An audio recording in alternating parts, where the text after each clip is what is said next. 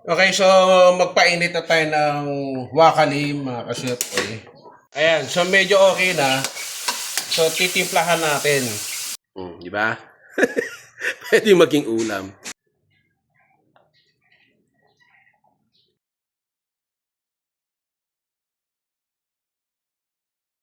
Hello mga ka-chef, nasa liwanag. So samahan nyo ako, nandito tayo ngayon sa bahay. Magba-backyard cooking tayo. So easy recipe lang ang gagawin natin kasi umuulan-ulan na, no? Tag-ulan na. So magluluto tayo, samahan nyo ako, magluluto ako ng sopas. Sopas to Furious. So tara, let's go! Okay, so magpainit na tayo ng wakalim, mga ka-chef. So na ahead of time yung elbow macaroni, pinakuluan ko na, pinasuyo ko na kay Kuya Mar. So ngayon maggigisa tayo ng boyba kasi walang boyba na available. Ay, walang boyba. Walang manok, bloopers agad. Walang manok kaya ang isasahog natin guys ay giniling, no? Para sa ating sopas. Yan. So nagto na rin ako ng giniling. Inuna lang natin kasi gigisa natin eh. Yan, salpak na natin. Yan. So pinainit ko na yung wakali ahead of time bago ko nilagyan ng mantika para madaling uminit. So papa-brown ko lang to guys. Balikan nyo ako. Ayan, so medyo okay na. So titimplahan natin. So ito option ko lang. Bahala kayo kung normal lang sa inyo. So ito lalagyan natin ng oyster sauce tong giniling. Siyempre, short version.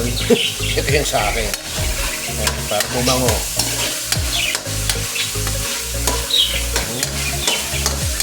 Ang bango-bango. Megus.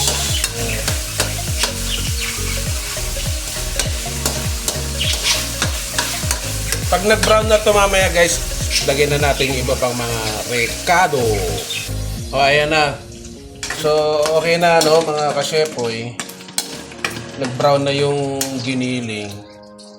Salpak na natin tong sibuyas. Yan. Yayaman yung puting sibuyas. So pwede rin naman yung ordinary na sibuyas, no?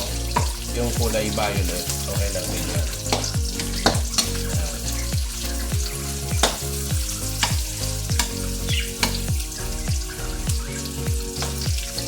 Para translucent lang ng konti ito. Yan, lalagyan na natin mamaya yung bawang. Okay guys, so okay na yung sibuyas. Lagyan na natin yung wangpa. Garlic. Yan.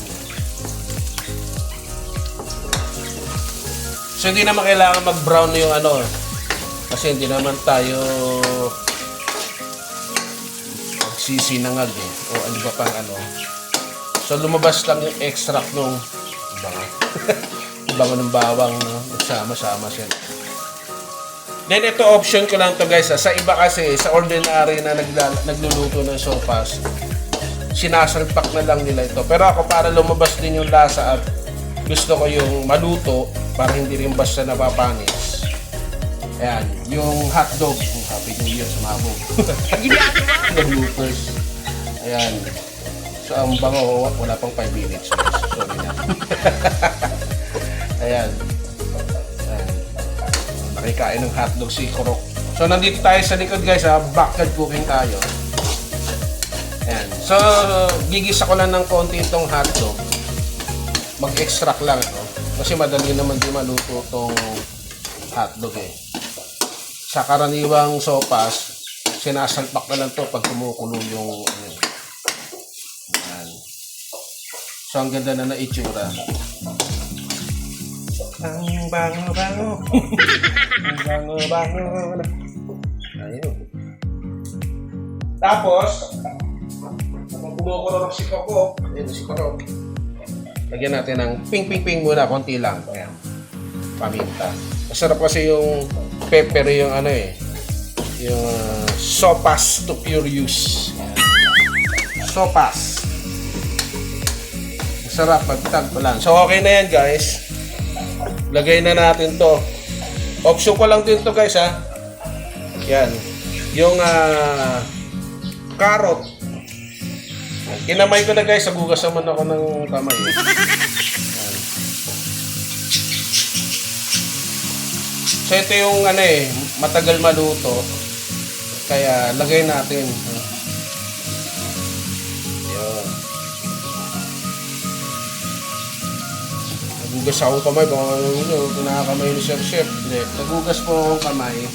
Hindi ko lang makakita yung strainer. Konti lang naman ang kinuha ko.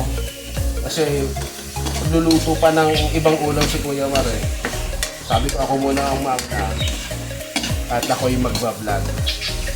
Backyard cooking. Easy recipe. Sopas. Kasi tag-ulan na sa Pilipinas. Kaya mainit. Pero pag sa hapon, umuulan. So, okay na yan. Lagyan na natin tong repolyo.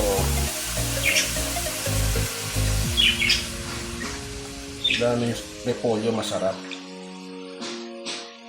Sa iba kasi ito, medyo huli na yung pagpaluto na yung sopas. Tsaka nila nilalagay ako. Maiba naman. Yan. Isotay natin para lumabas yung lasa. Tapos ma-incorporate yung lasa ng mga rekado. Sarap eh. Ito nga, pwede nang gawing ulam oh. Ang galing oh. Ayan oh, pakita ko sa inyo. Wait lang. Di ba? Pwede maging ulam. So, pasensya na kayo kung maingay ha. Sumabay ang aming kapitbahay. May ginagawa sa bahay nila. Kaya, no holds barred, no? Tagang backyard cooking. Yun. Okay guys, so pag okay na yan, lalagyan na natin ng big 2. Yan. Tubig, water. Siyempre, sopas eh. Hindi pwede maging sopas nang walang tubig. Yan. Tapos, timplahan na natin para sumabay na sa pagkulo. Pag nag-simmer na siya. Lagyan natin ng chicken cubes.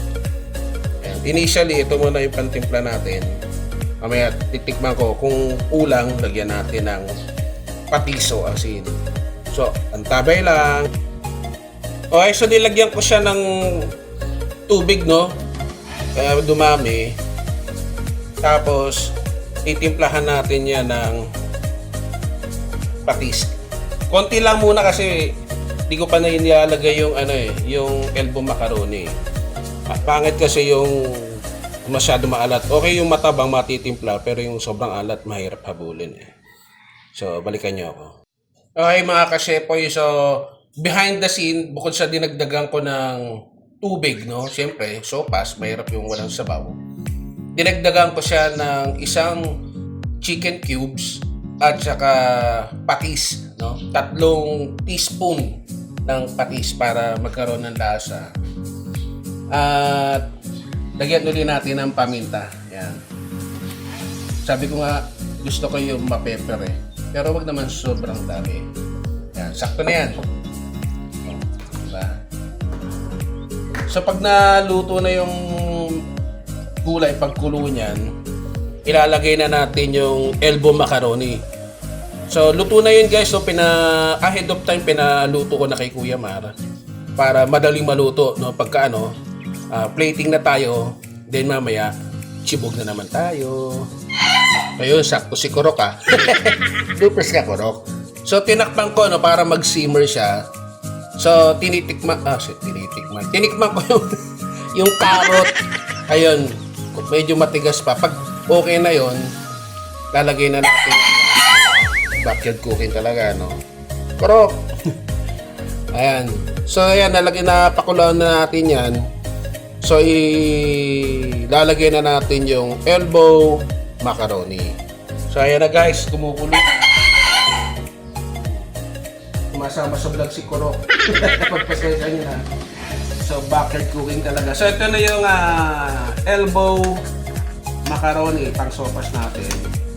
So, ilagay na natin. Dami.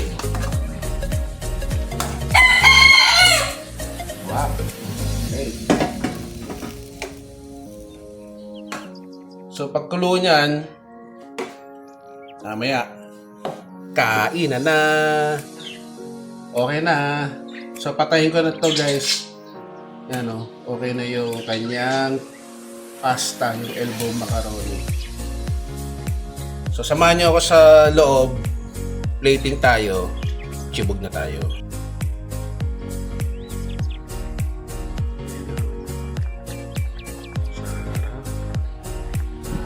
Okay, so nakadito na tayo sa loob ng bahay.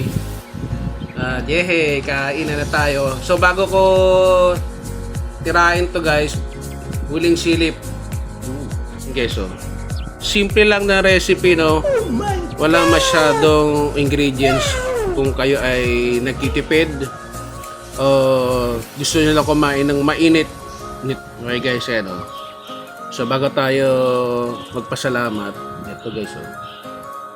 Wow! Lagyan natin ng gatas. Yummy! Okay, sasamahan niyo ako, magpasalamat tayo. Panginoon, sa iyong anak ko si Kristo, maraming salamat po sa pagkain ito. Basbasan mo. Amen. So tara, let's chibog. So ito guys, easy recipe lang. So kalimitan kasi, di ba, manok. Pwede rin naman din baboy katulad ito, giniling. Tsaka para mas masarap, lagyan nyo ng atay, no? Hindi ko na napalagyan ng atay kasi nga easy recipe. Imbis na manok, giniling ang ginamit natin. So first sip. Wow! Sarap. Sakto sa taglamig. Kasi pinagpapawisan. Mainit ngayon. Malamang mamayang hapon ang ulan nito.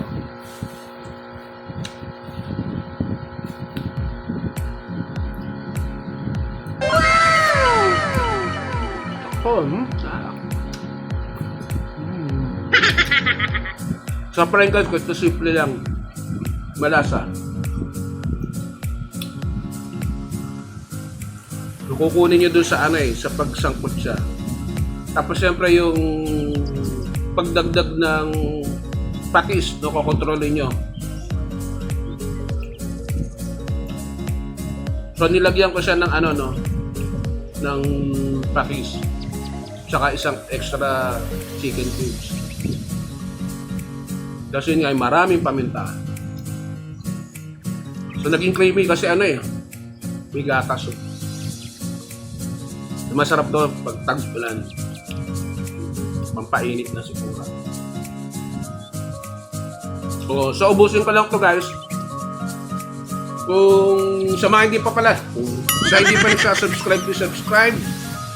At kung magustuhan nyo itong backyard cooking natin, mini trippings, no? Palike. At sa mga magsasubscribe, please hit the notification bell, lagay nyo sa all.